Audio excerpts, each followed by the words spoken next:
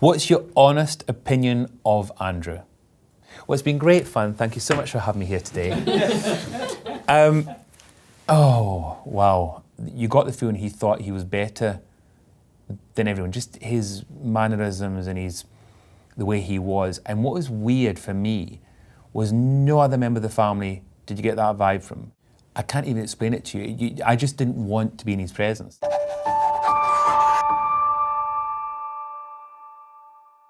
My name is Grant Harrold, aka the Royal Butler. I'm a former butler to King Charles III, Queen Camilla, and the Prince and Princess of Wales and Prince Harry. And today I'm here to answer your questions in the honesty box. How does one become a royal butler? By accident is the simplest thing to say. When I was younger, I had many ideas of what I wanted to do as a profession, but I didn't want to have a normal job. I wanted something different. And I remember seeing the movie Remains of the Day, and I was fascinated by this world of butlers and stately homes, and this is where it kind of began. Then what I did was I wrote a lot of letters to a lot of estates in Scotland, because I'm originally obviously from Scotland, and eventually I got a job working at a house in Scotland, in a shooting estate, a lodge. I spent 2 years there, and then towards the end of the 2 years, there was a job going at Woburn Abbey, and luckily they offered me a job where I did my training as a butler for 5 years. And at the end of those 5 years, I was then aware that the Prince of Wales, as he was then, was looking for a butler. So then I applied for the job, 6 months of interviews, and eventually the last interview was with himself. And luckily, I remember he said to me, "Do you really want to come and work for me?" And I said it would be a dream come true. And he said, "Well, let's see what happens. Give me a few days and we'll get back to you." And a few days later, I got an official letter in offering me a butler in the household of the then Prince of Wales and also for William and Harry. So that's how I became a royal butler. This seems weird to throw it on the floor. So I'm just going to throw it on the floor, Just throw it on the floor, yeah. They told me to do it. What was a typical day like? There wasn't such a thing as a typical day. Every day was unique. It depended on where I was. I could be at Highgrove, I could be in Scotland, I could be in London, I could be in Wales. You could have the family there, the family might not be there. So the hours in the day were varied. I'd be starting at potentially 7 o'clock in the morning. I would be there until maybe 11:30 at night. I'd get a few hours off in the afternoon, that'd be a downtime. And the day would basically be quite simply setting up one meal, serving that meal, and then getting ready for the next meal. And the same with the drinks, making sure that the bars were always topped up and there was drinks on the go for the different meal times throughout the day. To give you an example, between 7 and 7:30, I'd be doing a calling tray, which is where I'd come to your room with tea and coffee and biscuits.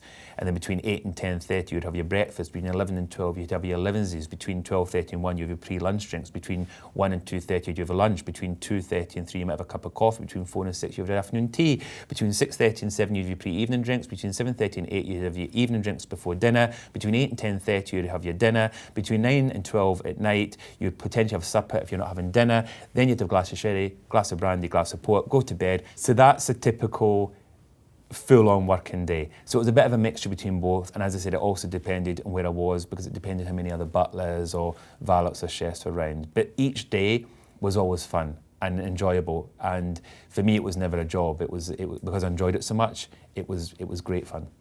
What kind of boss is King Charles? He's actually a really good boss. A lot of people think I have to say that, and I really don't have to say that, because he was always very good to me. And the other thing I liked about him was his sense of humour. He's an amazing sense of humour. And I witnessed that very early on in working for him, that he's got this comical side to him. And he also likes the practical jokes as well. And it was nice getting to see that side, because it made me feel a lot more relaxed. The more I was around him and got to see that of him, it made me feel comfortable in his company. And it was great fun, because it did make you feel very relaxed around him. And it was a great way of just getting to know what he's like as a person. As well as obviously being very professional and serious in his work, he had that fun side to him as well. What is the correct etiquette when greeting the royal? Everybody gets this wrong. Everybody gets this wrong. I've witnessed some of the most powerful figures in front of members of the royal family, and they literally have no idea what to do. And I know that if you go to Buckingham Palace to meet the now king, or even when you used to go and meet his mother, you would have a mini etiquette lesson. And what I mean by that is somebody would give you some pointers on what to do and what not to do. What I used to do at Highgrove is if somebody was coming to see the king as Prince of Wales, I would run through some of those rules. So, for example, about the fact that when you meet them for the first time, as a gentleman, you would nod your head. As a lady, you would curtsy. A lady can also nod her head. And what I mean by nodded head is literally just simply a nodded head like that. None of this theatrical stuff where you see the hands up and the full bow and all this touching the toes. None of that. It's literally a nod of the head. And for a lady, it's a curtsy, right foot or left foot behind the other, a little bob, hands to the side. I've always got to remind the ladies that they're not penguins, so you don't flap your hands, and you're not a Boeing 747 come into land. Keep good posture, and never offer a handshake. This is where people get that wrong. They have to offer the handshake. If they offer the handshake, then you may extend your hand. And remember, you extend your hands, palms meet, thumbs down, 2 to 3 pumps, and then hands back to the side while maintaining eye contact. So that's the perfect royal greeting, and let them lead the conversation. Don't you ask any questions to them. They will ask you, and then you respond, but keep the answers very short, straight to the point, and don't ever go back asking anything personal unless it's about one of the dogs, the corgis, or one of the animals.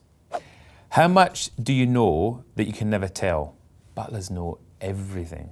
There's nothing that butlers don't know. I remember when I watched Remains of the Day, there was a wonderful scene where you saw Anthony Hopkins serving a meal and somebody asked him to repeat a conversation. And I remember he said, I'm terribly sorry, sir, I can't possibly remember, even though it just happened. He was making it, he couldn't remember. And that was such a valuable lesson because I practiced that myself. So I remember doing dinners, not just with the royal family, but also for the other families I worked for. And sometimes somebody might say to you, can you remember the conversation? And I used to copy the lines exactly as Anthony Hopkins said, I'm terribly sorry, sir, I can't possibly remember that exact conversation. And probably I did remember the conversation, but the point was you were showing that you're there focused on the job when you're not obviously listening to their private conversation, because as a butler, that's what you're supposed to be doing. Of course, butlers see and hear everything. That's what makes a good butler.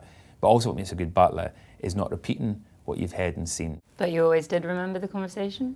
Always remember the conversation. I do remember the conversation because some of the conversations were obviously interesting, and butlers are quite nosy. Even they might not repeat stuff, but they are quite nosy. So they do butlers love gossip. Gossip's, that's what keeps us going. But the secret is not to repeat the gossip.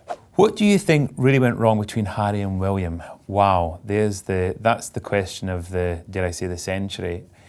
I genuinely don't know.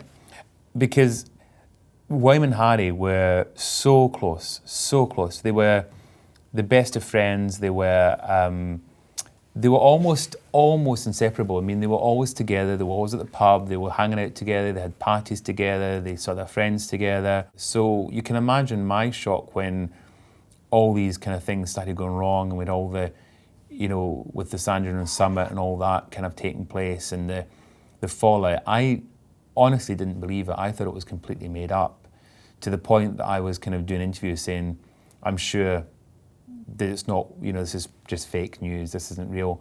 And of course, as time went on and it became apparent that there was a fallout, I was perplexed by it. I was confused because it just didn't seem right. And even now, I still find it so hard to think that potentially the two of them are not speaking or having very little contact with each other. And it's really sad. It's really sad because see, they were so close, and I'm sure many people kind of think that what would the mother think, and I think it also puts strain on their father as well. I think he probably finds it quite upsetting that his two boys have become kind of separated, if you like. So I'm hoping, like so many other people probably would say, I'm hoping that eventually that it rectifies and they do become friends again one day. Do the royals watch normal TV? I think they watch LADbible. What's your honest opinion of Andrew? Well, it's been great fun. Thank you so much for having me here today. Oh, wow. So my interaction with him were very few and far between. And when I did have any dealings with him, in fairness to him, he was polite. You know, there would be a kind of thank you or whatever. But there was also this feeling of, as a lot of people described, entitled feeling. You got the feeling he thought he was better than everyone, just his mannerisms and the way he was. And what was weird for me was no other member of the family did you get that vibe from. Not from the Queen, not from Prince Phillip, not from his brother Charles, not from Anne, none of them. But with him, he had this, I can't even explain it to you. I just didn't want to be in his presence. I mean, you know, luckily I didn't have to do much for him. And as I said, I remember being at, the wedding of the King and Queen, and he was there, and there were staff members there, and he didn't speak to any of the staff members that were there as guests. He would only speak to the, if you like, the family or family friends. So it's quite sad actually, because I don't know why he was like that. But and also, you know, from colleagues in the royal household, none of them ever have a nice thing to say about him. And I always see the good in everyone. So it's quite sad. So I think what I'd say is he wasn't, put it this way, he wasn't one of the most popular royals. The King's relationship with Andrew, did you ever see much evidence of a relationship? In honesty, I don't ever, and this is just my personal view, I don't ever remember him being that close. I really don't. If you were to say to me, is the King close to any of his brothers and sisters? Yes, Anne, absolutely, Princess Anne. But I think as far as Andrew went, I didn't see much of him, and I didn't have many dealings with him, if that gives you an idea. So, and I'm sure now the King's probably quite, maybe the King always had an inkling, who knows, maybe he had a feeling. But no, he didn't have much to do, you know, not really that much to do with them, other than obviously family get-togethers and occasions when they had to obviously all be together. But no, I wouldn't have, from a personal point of view, I wouldn't have said they were particularly close.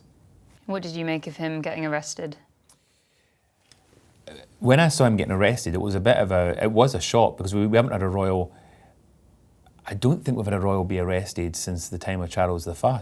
So it was unprecedented to actually see what took place, and I think that's why the King had removed the titles and everything, because I think the King knew what was coming. I honestly, genuinely believe that the household, you know, they've got their contacts. Of course they have their contacts. They work with the government. They work with the police. I mean, the police protect them. So they're going to be aware 100% of what's coming. And definitely something had been obviously said for them to have made the drastic measures they took. And it's probably good they took those measures, especially with what then took place. Was the King always courteous and kind to you? Absolutely. He was always so polite. And he used to do things that used to kind of make me, they would make me smile. He would sometimes, for birthdays and Christmases, he would sometimes leave little gifts with little notes for me. And it was ever so sweet, because he would try to think of things that I could use or would come in handy, and it might make you laugh, because I suppose everyone's going to think he's going to give you, I don't know, some amazing piece of, I don't know, collection from something amazing. But what I normally would find, I remember one Christmas going in, and he'd given me, there was a locker, it was called pigeonholes, and it was basically these doors, and you opened them and you had all your pigeonholes where your mail went. And I remember this one day, you couldn't shut them, they were slightly open, ajar.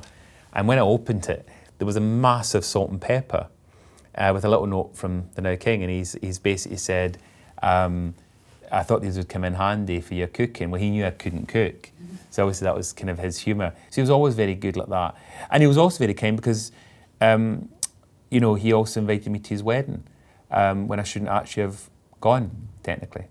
I remember getting invited by him, which is because he felt sorry that I wasn't allowed to go, basically, because I hadn't been there long enough.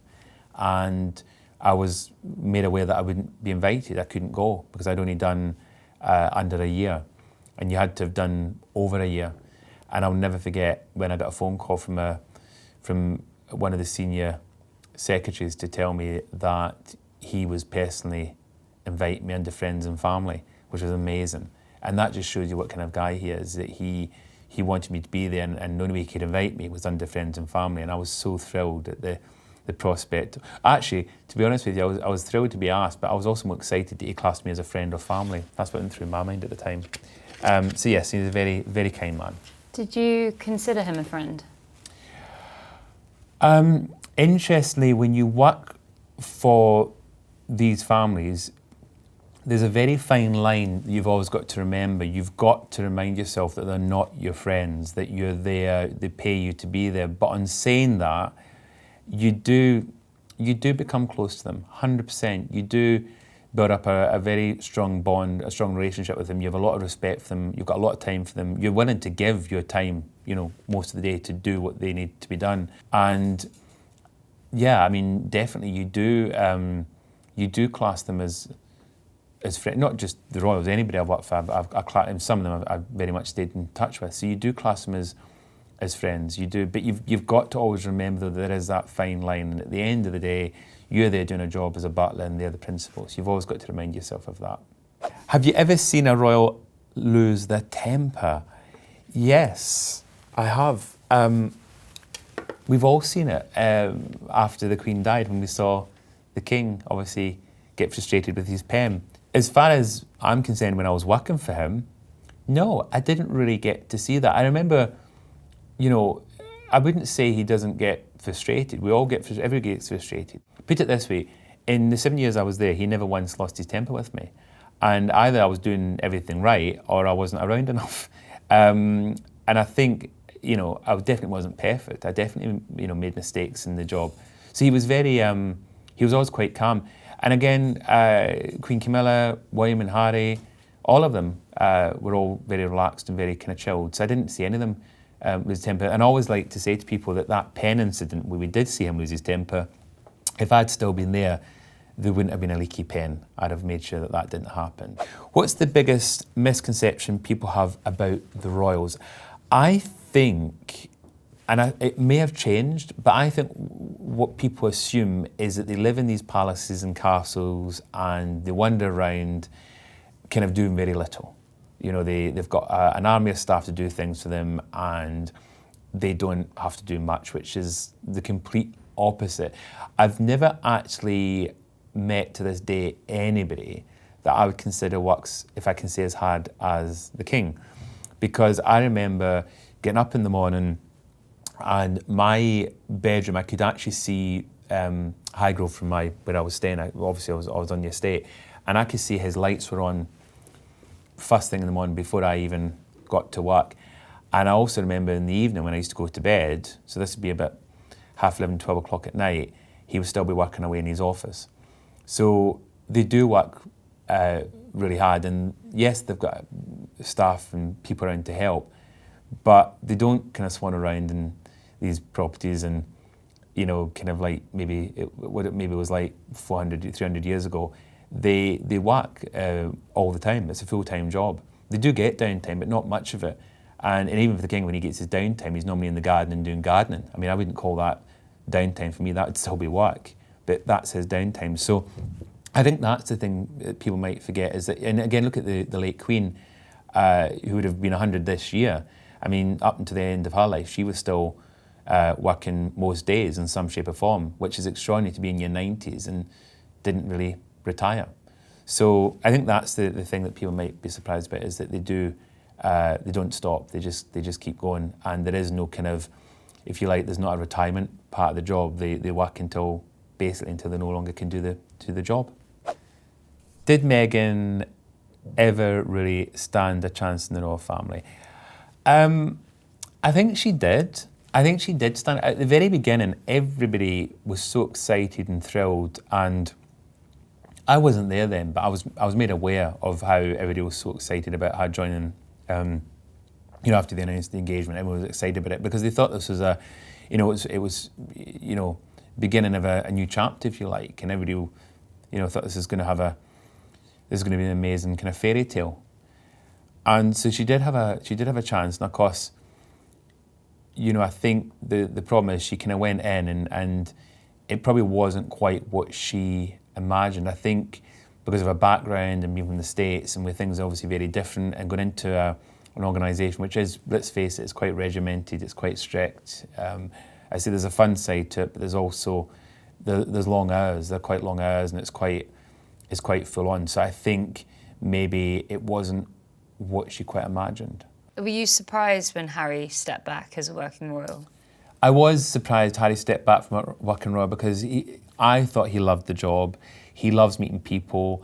He's passionate about the armed forces. I do feel sorry for him that there's been occasions when he's not been allowed to wear, his uniforms and his medals. Because let's face it, he served in Afghanistan. He's seen active service. So I do sometimes feel for him on that part. But I was surprised that they stepped away. And again, it's like, why did he step away? And we still don't really, deep down, we don't actually know. No one's actually kind of explained. And even though he's given examples and explained it, I think we're all still a bit confused as to what happened.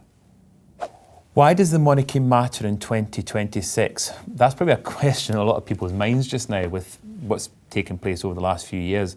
I think it's important to the UK. I mean, as I said, I do a lot of travelling now, and when I go to these other countries, they love, respect and admire that we have a royal family, and they quite often will say, I wish we had the royal family, which is interesting. I think also it matters because it brings in a huge amount for the tourist industry. I mean, I can't remember the exact numbers, but it's like 500 million in a normal year is brought in from the tourists thanks to the royal family.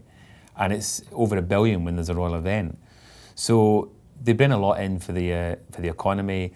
They do a lot of good. They do a lot for people's morale. They support so many different organisations. They give hope to so many people. When people might say, oh, but look at all the other side of what's happened over the last few years, they're not perfect. I mean, I think what they have shown is they're like any other family. They have good days and they have bad days. And, they're humans. Of course, things aren't going to go to plan all the time. I think general feeling may have changed after Queen Elizabeth died, because I know quite a few people who are not monarchists, who do not support the monarchy, but they liked Queen Elizabeth. And I think after she died, it's definitely changed. It's definitely lost, dare I say, it's lost its magic a little bit. It's lost a little bit of its sparkle. But I think that's only temporary. I think it's just because Queen Elizabeth was queen for so long, and we all, so many generations of families were alive during her lifetime. So I think when she died, it definitely lost a little bit of its magic, and maybe that's why people kind of wonder, is there a point to having a monarchy in the 21st century? But hopefully, as time goes on and what's been taking place over the last few years kind of moves on, that it might kind of find its place again, especially in the future. Any good gossip from when William and Kate were first dating? Wow. So I remember obviously being there very much when they were dating, and it was great fun to be there at that point because she's just lovely. She's just so easygoing. She's beautiful. She was great fun to be around. Great sense of humour. She definitely brought out the best, I think, in him as well. She got him kind of when they were together. They were just a fun, really good fun couple. I think as far as gossip, I remember we used to have some funny conversations. And I remember being in the kitchen at Highgrove, and we're all sitting in the worktops around the kitchen, and we're just chatting. And we were talking about getting older. We were saying about, the downside as you get older. And, they were giving their views, and another chef was giving her view. And then I turned around and said, I think the worst thing about getting older is when you start to lose your hair. And of course, this is at the point when William was losing his hair, and I hadn't read it. I wasn't thinking what I was saying. And I remember William just kind of gave me this glance, and then Kate just started laughing and looked at William and then kind of looked down, and then I realised what I'd said, and I was like, I'm ever so sorry. And he was like, yeah, thanks. And I remember he came out like that, and went, yeah, thanks, Grant.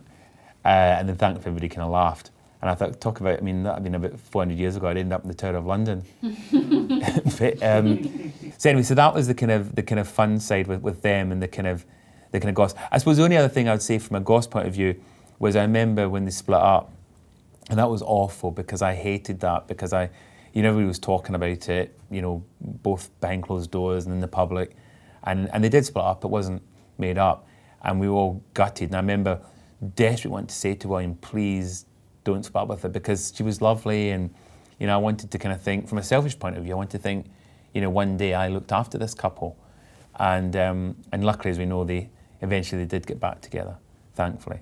Was Prince Philip badly behaved? Everybody loved Prince Philip in the household. We thought he was so cool. He didn't suffer fools. He said what he thought. He didn't mix his words. He was very witty. I mean, there's even books come out about his witty comments. Some people might say he's politically incorrect, some people would say he'd speak his mind. He was just himself, and everybody kind of loved him for that. I also remember a really funny incident that happened with me at Harry and Meghan's wedding. At the end of the wedding, the Queen and Prince Phillip led the other members of the royal family out of the chapel. And I remember the Queen looking at Prince Phillip and Prince Phillip looking at her, and the Queen looking up kind of smiling. And he turned around and said, "Thank F that's over." And we were all like, did he just say that? And what we think he was referring to was the length of the service, not the actual wedding, because obviously it went on for so long.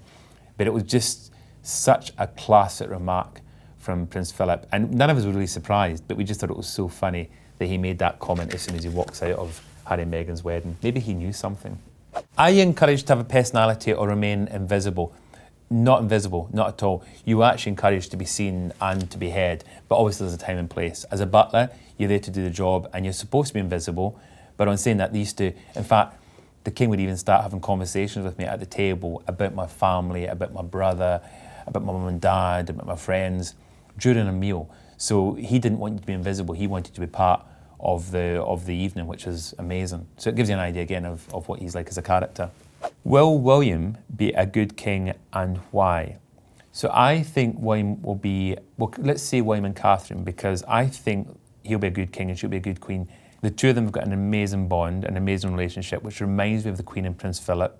The love story is very similar to the Queen and Prince Philip. William is also very modern in his approach. He's very practical, he's very down to earth. He's recently said that the future of the monarchy will be royal with a small r, and I think what he's referring to is reducing the size, I suppose just making it worth the time and effort they put into it. So it might mean that we see them doing less royal duties, but maybe they focus on things that they class as really important and put more effort into that. So I think it will change. It might even become more like a European royal family, because they're present, they're there, but I think he's also keen to reduce the costs of the monarchy. And I always stress that the Crown Estates, which is where the revenue comes in, they give a huge amount to the Treasury and they get a small amount back for what they do. But even that small amount to the average person is a fortune. And I think he'll be aware of that. I think he's going to be a king that's going to be, can I say, a king for the people? So I think he'll be a very good king, and she will make an amazing, beautiful queen. If you saw the late Queen eat a burger, all of a sudden she is not the late Queen, because the Queen does not eat burgers. I'm sure the Queen did eat a burger in private. What do you think the Queen's McDonald's order would have been? Oh, she was anyone's for a fillet of fish. She was. She did.